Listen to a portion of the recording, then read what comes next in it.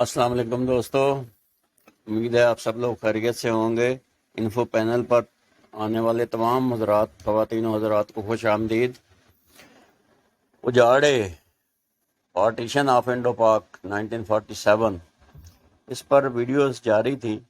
आज इसकी चौथी किस्त हम इंशाअल्लाह आपके साथ शेयर करेंगे। ये लास्ट किस्त में मैंने बताया था कि किस तरीके से लोग लाहौर कैंप तक पहुँचे। आज मैं थोड़ी सी आपको इसको मज़ीद तफसील बताता हूँ कि इस पहुँचने में क्या क्या दुश्वारियाँ पेश आईं। इसमें एक सबसे बड़ा जो रुकावट आई थी, या सबसे बड़ा जो मतलब काम हुआ था, वो ये था कि इंडिया से जो मुसलमान पाकिस्तान आ रहे थे, इसी तरीके से पाकिस्तान से जो हिंदू या सिख इंडिया जा रहे थे, दोनों ही तरफ से जो है सख्त एक दूसरे के खिलाफ इकदाम किए गए। मसलन लाहौर से एक गाड़ी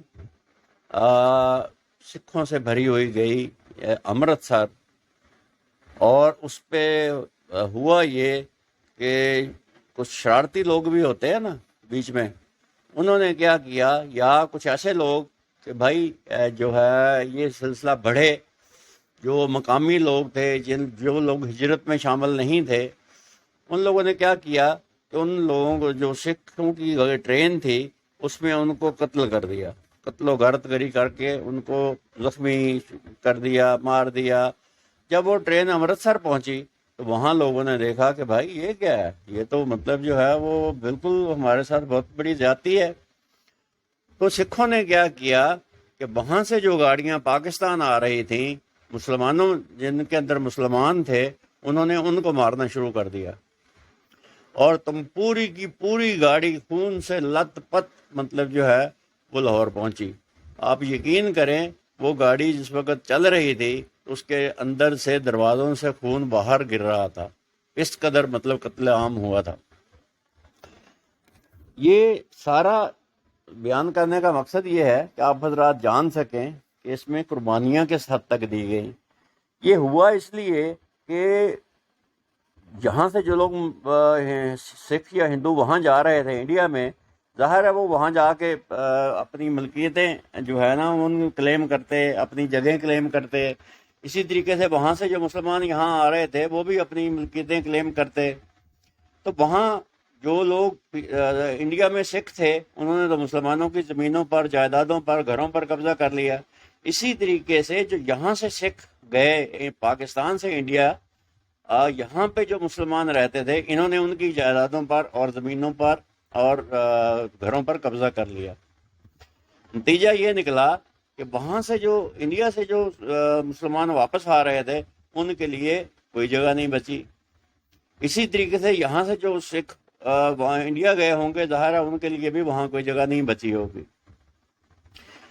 ये बजाय इसके कि एक दूसरे को गले लगाएं, एक दूसरे की मदद करें, एक दूसरे को हेल्प आउट करें, इन्होंने एक दूसरे के साथ ये मतलब जो है वो रेजी शुरू कर दी, जिससे हालात और ख़राब हो गए, जिससे लोगों का आना, लोगों का सफ़र करना, लोगों की जान और माल, इज्जतें महफूज ना रह सकी।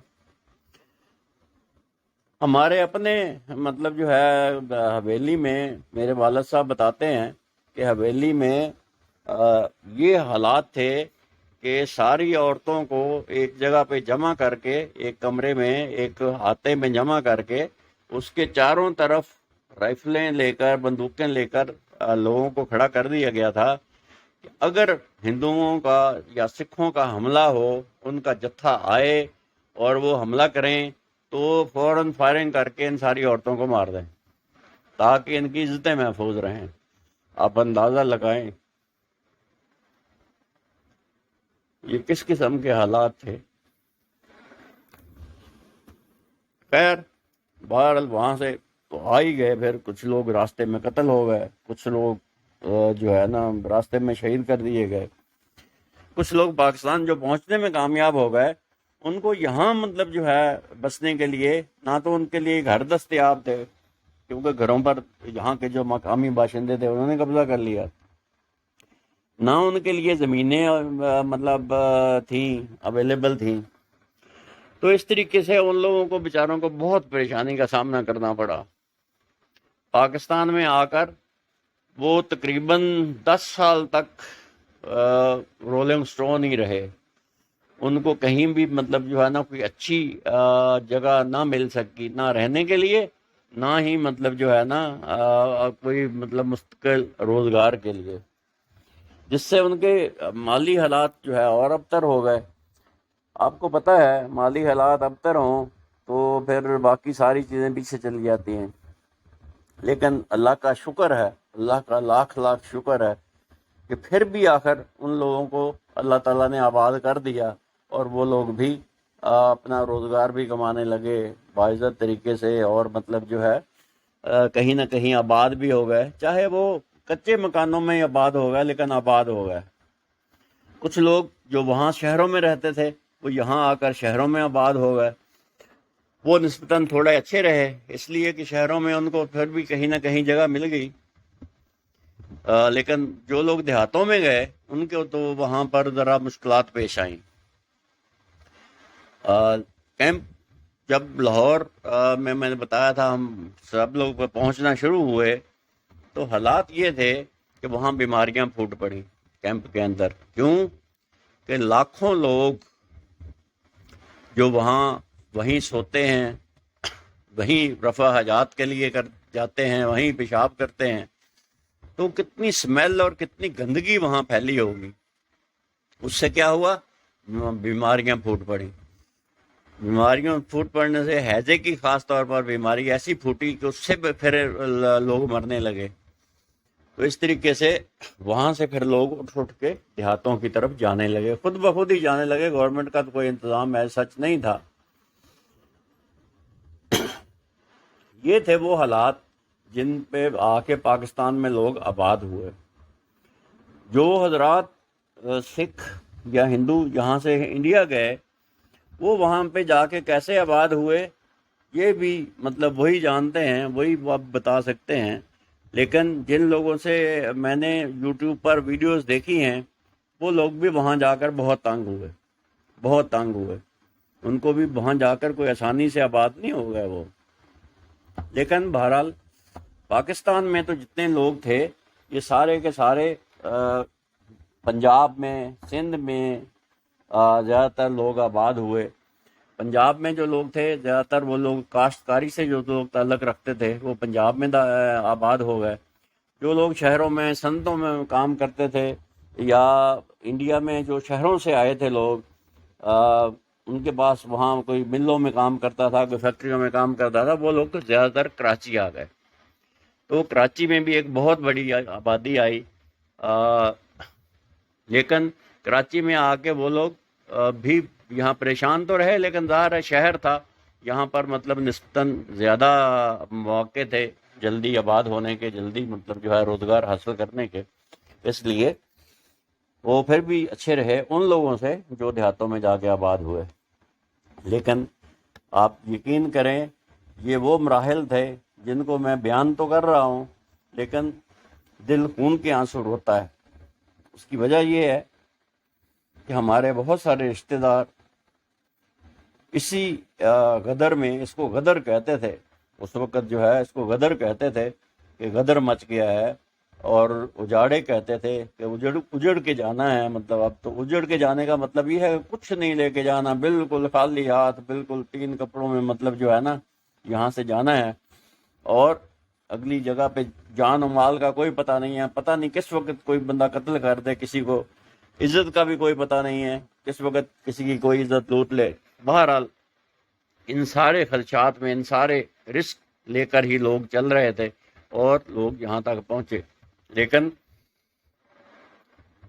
گورا راج نے اس کے لیے کوئی بندوبست نہیں کیا. خاص طور پر گورا راج نے ایک یہ ظلم کیا کہ پنجاب کو 2 حصوں میں تقسیم کر دیا، کیونکہ پنجاب جو تھا وہ سارا پاکستان کو ملنا تھا. اس میں وہ ضلع اپ ٹو خاص طور پر روہتک، لدھیانہ، موگا، جالندھر، فیروز پور، گرداسپور، ہوشیارپور، چندی گڑھ، یہ سارا علاقہ جو تھا یہ پاکستان میں شامل ہونا تھا، کیونکہ یہاں مسلمان اکثریت میں تھے. لیکن بدقسمتی کہ انگریز گورا راج جو تھا انہوں نے بھی جو ہے نا غداری کی، اور مسلمانوں کے ساتھ ہندوؤں کا ساتھ دیا انہوں نے، مسلمانوں کا ساتھ نہیں دیا، مسلمانوں کے ساتھ انصاف نہیں کیا انہوں نے. تو اس طریقے سے وہ سارے لوگ جو تھے وہ آ کے پاکستان میں آباد ہو گئے. اس سے یہ تو تھی داستان ہجرت کی، لوگ وہاں سے یہاں تک کیسے پہنچے. اس پورے عرصے میں جتنا بھی جو یہ غدر تھا، اس میں تقریباً 20 لاکھ لوگ شہید ہوئے، 20 لاکھ کے قریب. اب آپ اندازہ لگا لیں کتنی بڑی تعداد ہے یہ. اللہ رحم کرے، اگر کبھی خدا نخواستہ ایسا غدر دوبارہ مچا، اللہ نہ کرے ہم لوگ یہ ایسی چیزیں دوبارہ دیکھیں، کیونکہ ان چیزوں کا نقصان ہی نقصان ہے، فائدہ تو کوئی نہیں ہے. لیکن بہرحال اس وقت پارٹیشن کا یہ فائدہ تھا کہ ہمیں ایک آزاد وطن مل گیا، پاکستان مل گیا، اور جو ہے ہمیں اپنے ایک آزاد زندگی، انڈیپینڈنٹ زندگی گزارنے کی جگہ مل گئی.